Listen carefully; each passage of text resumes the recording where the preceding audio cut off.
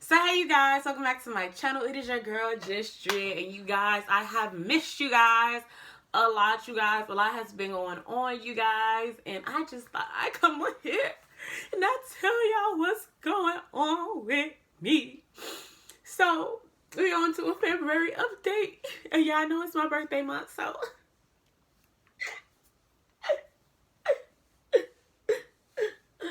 let me stop. So hey you guys, welcome back to my channel. If you're new here, how are you doing? If you've been here, what's good, shorty? What's popping? How you doing? You already know what the dealio is. You know how we get it popping. Let's get it going on. You feel me? So you guys, February has been a trying month for me. This Black History Month has been a test of the times and the strength that I have up inside of me. So we're going to do a February recap, you guys. So before I even get into the video, we're going to do a mental health check-in. I kind of got this from King of Reeds, where he does like this whole mental health check-in, you guys. I am currently feeling because I'm like a little worried about something, but then I'm good. So it's like because I'm in the middle, like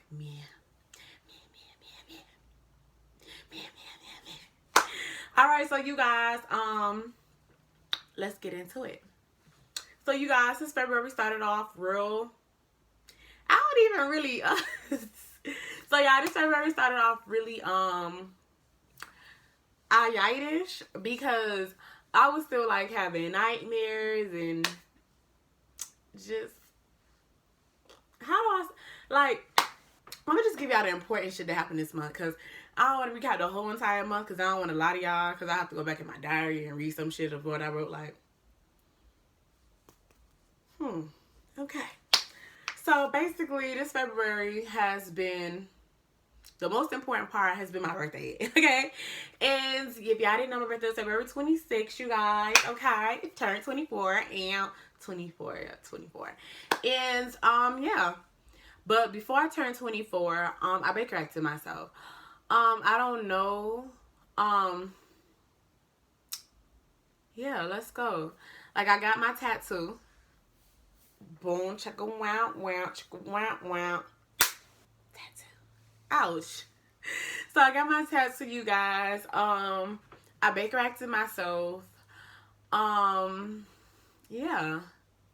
Baker acted myself. So for those of you who do not know what Baker Act means, it's like when you send yourself to like a mental institution. I voluntarily Baker acted myself because I was really stressed out about like my whole family and everything. Like, it just wasn't like as popping or as comfortable as I thought I could possibly could be.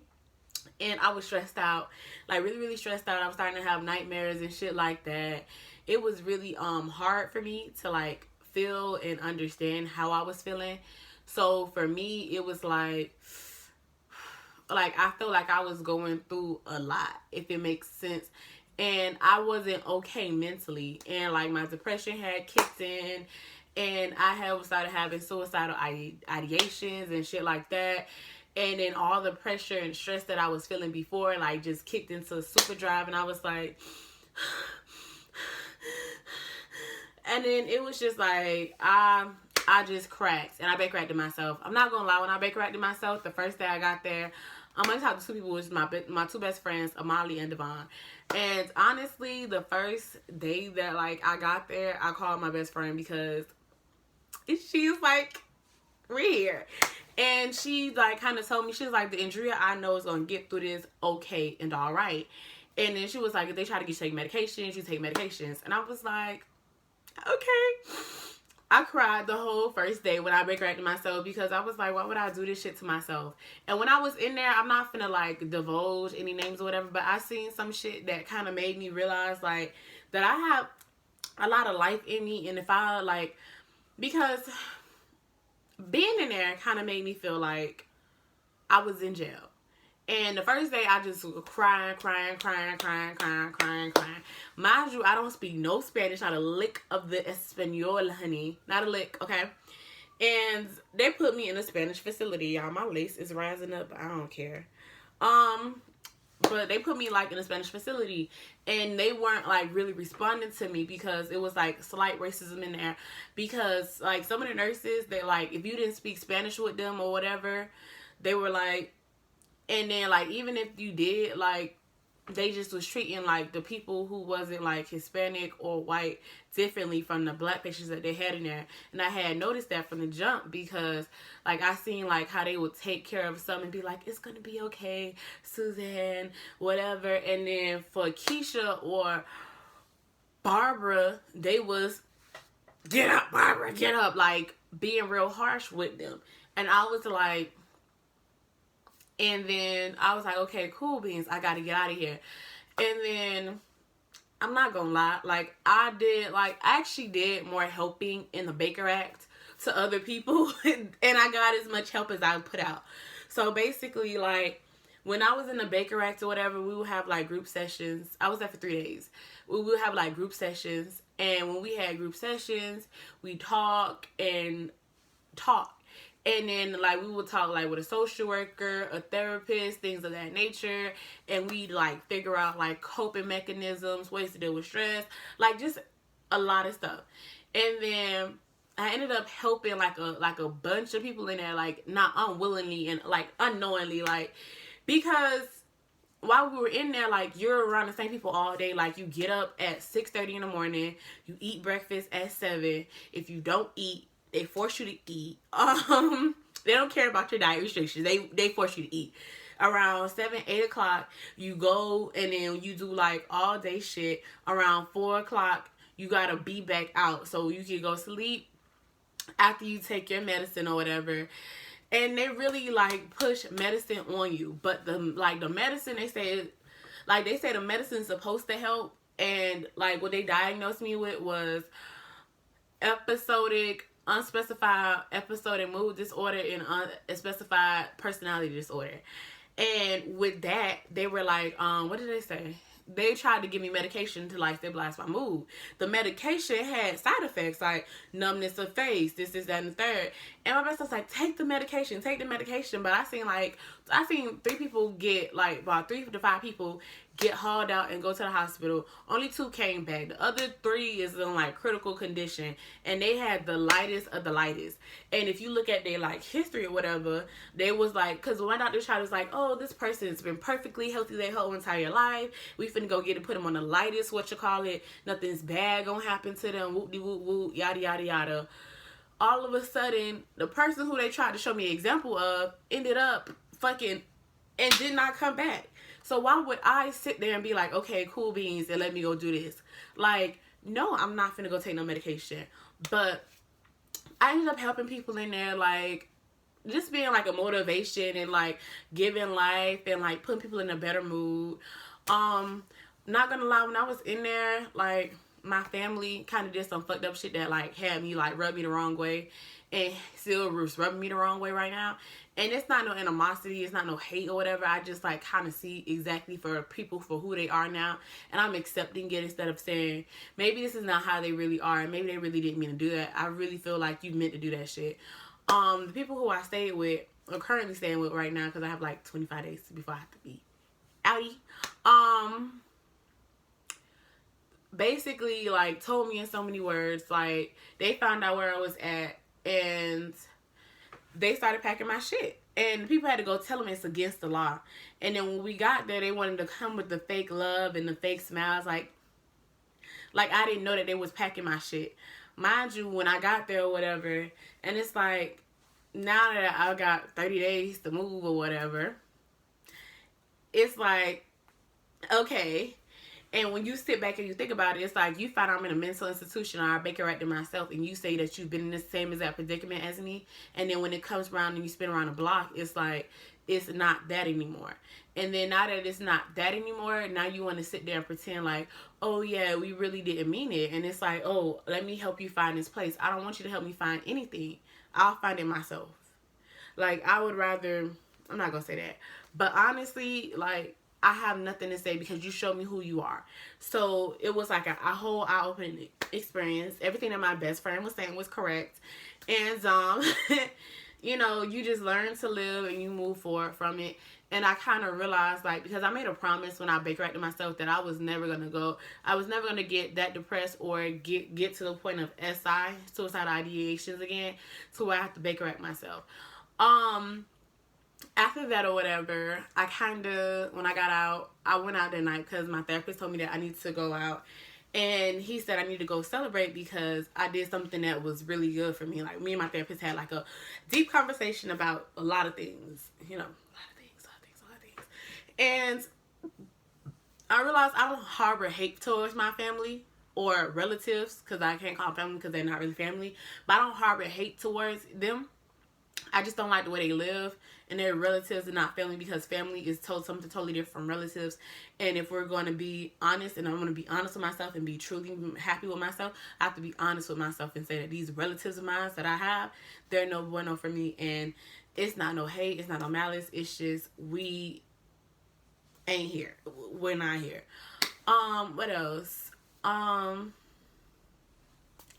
Yeah.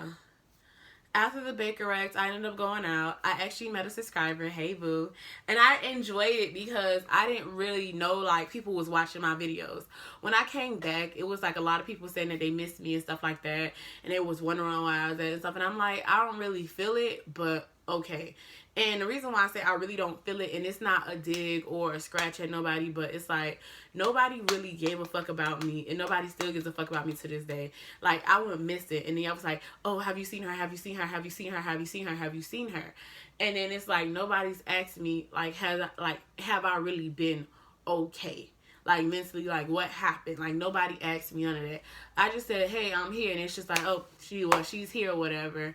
And it wasn't like nobody did a follow-up. And then it's like my birthday came up, and it's like now I'm getting all these happy birthday texts, happy birthday texts, happy birthday texts. And I'm just like, last year nobody did that shit. And it's like I got to go missing to get some care and some love out here in these streets. And it's like I shouldn't have to go missing or not talk to nobody for 3 days before somebody be like, oh, we found her. Or, oh, we love you, or, oh, we care. Because if you really cared about me, you would show it. Like, I don't have to call my best friend every day. Like, if I don't talk to my best friend for 2 days, this bitch is on my line. And, Drea, where the fuck you at? You get what I'm saying? And if I don't talk to my male best friend for, like, 5 days, bruh. You sad or some shit? And it's like the people who really care about me reach out to me. And it's like, even if we're not even close like that, I have people who really genuinely will call me 2, 3 times a month at most, like to see if I'm okay and doing well and see what my mindset is at mentally and willing to help me out with whatever. So those are people who I consider more like family, because you don't have to talk to me all the time. You don't have to talk to me constantly, but shit, at least once a month. And I get it. I haven't reached out, but it's like, if you treat me like the black sheep of the family, or you treat me like I'm not, whatever, or just because I have different ideologies and stuff like that, you treat me differently, I'm not finna come around. I'm not finna try to kick it with you. I'm not finna try to vibe with you. I'm not finna do none of that. You have to show me that you care about me as much as I tried to show you that I cared about you.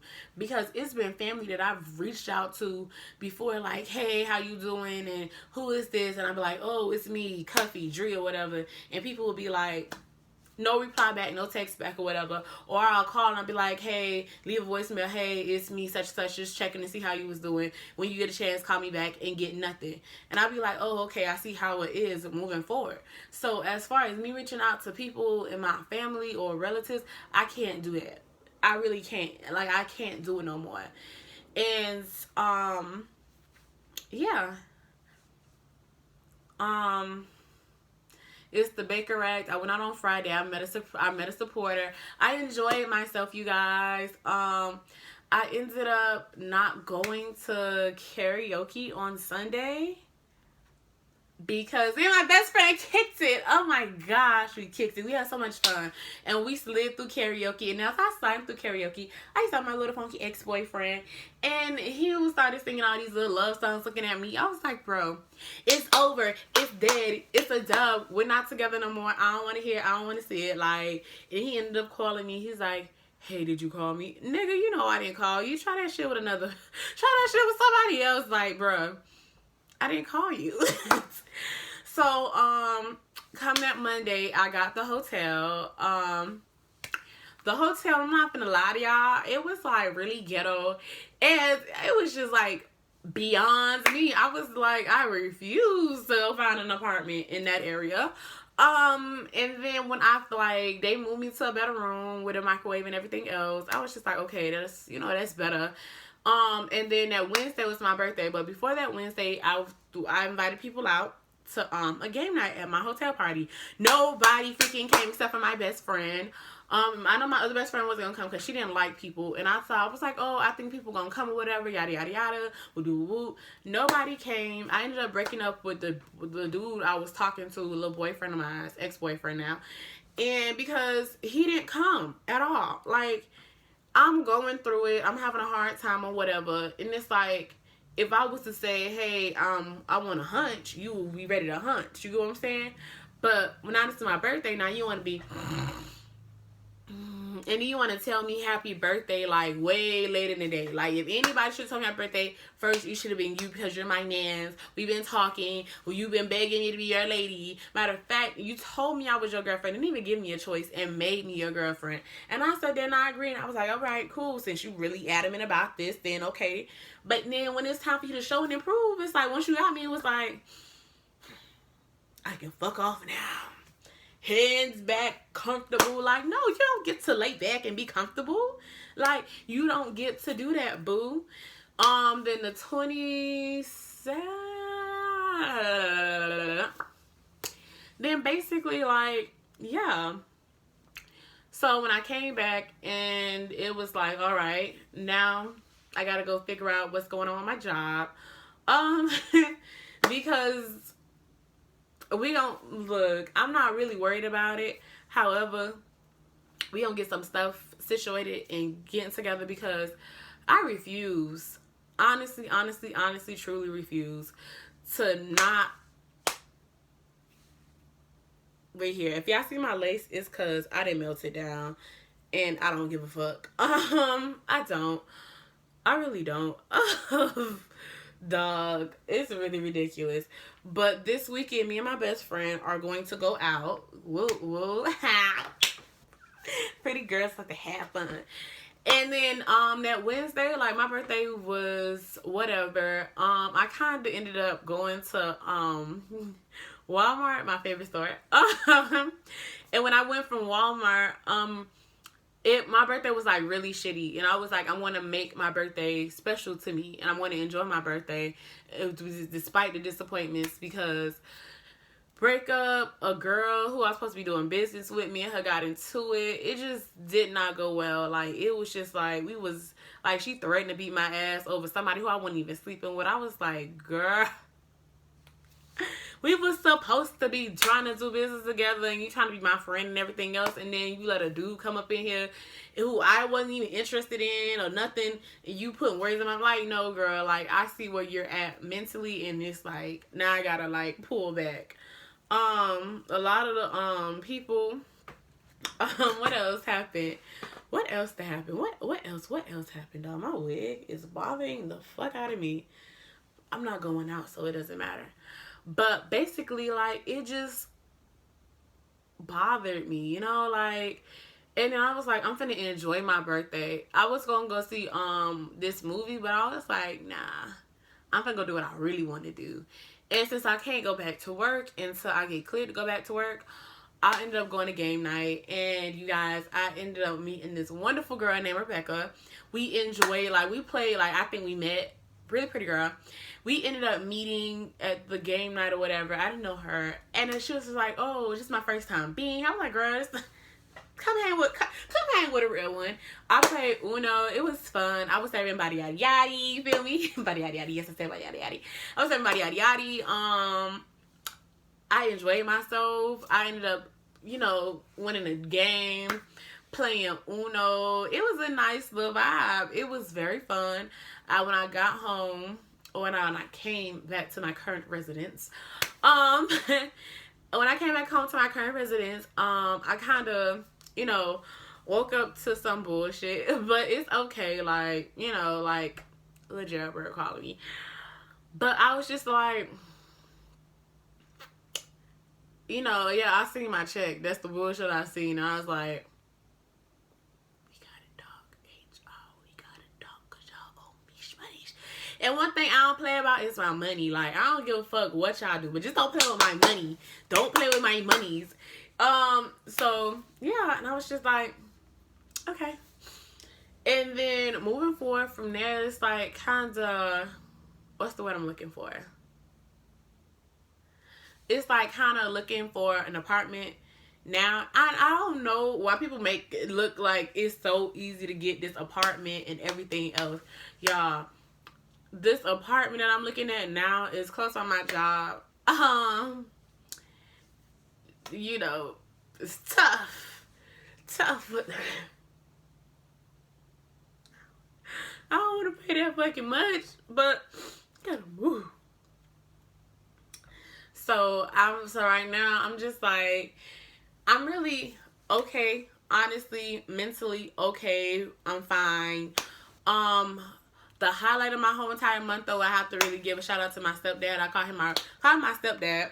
I call him my dad, but I don't want that fun nigga to get it confused. I'm talking about my stepdaddy, who I call my daddy. I ain't gonna show you the government out here. But I had a conversation with my dad, and having a conversation with him, where we talked about my mental health, my depression, everything, and where I have been at mentally, emotionally, spiritually, and everything, and without judgment or like trying to like push God on me or whatever, or Jesus and all that other shit. It was just like really refreshing, because that's like my ace in the hole. Like like my daddy is like really my ace in the hole, because I think I told my daddy about I think I was the first person I ever told about my depression that was like in my immediate family was my daddy. And after talking to him about it, it was like, you know, it felt really good. And he didn't judge me, and even though he didn't understand it, it wasn't like a difference. And I told her, then when my daddy was like, oh, why don't you talk to me? And I'm like, my depression, who told me that nobody cares about me? And it's like, now that I can like openly talk to him and stuff like that, I realized like I haven't been talking to him because I've been going through a lot, and I've always like isolated myself when I started going through shit. And for the past like couple of months, it's just been like life is like really trying to knock me the fuck down, and I feel like Deontay Wilder right now. Yeah, if y'all saw that fight hurt my heart. Oh, on Saturday, I watched the fight. I was highly disappointed. I feel like Deontay Wilder, I feel like he's gonna come back and bounce back and beat that nigga ass. Yeah, but you know what I'm saying? But no, honestly though, it was just like,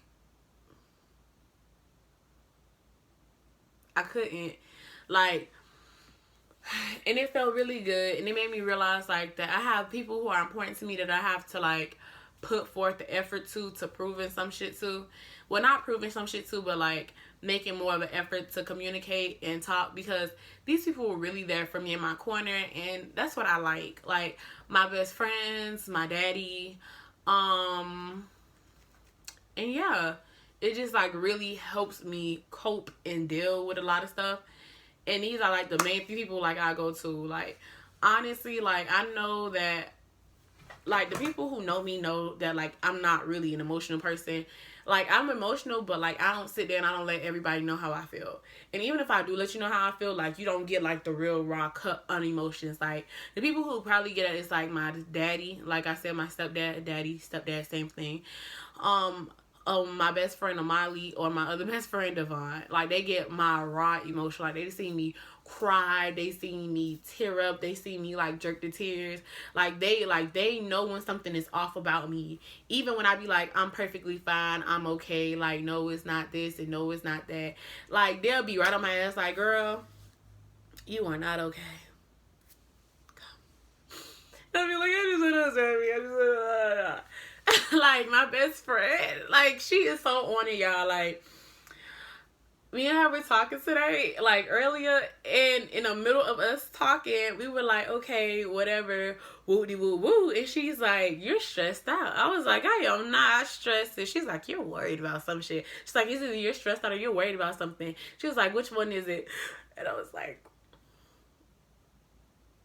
And I told her, she was like, girl, she was like, just go figure this shit out on Monday. Like you said you was going to do. You got the game plan. You got this.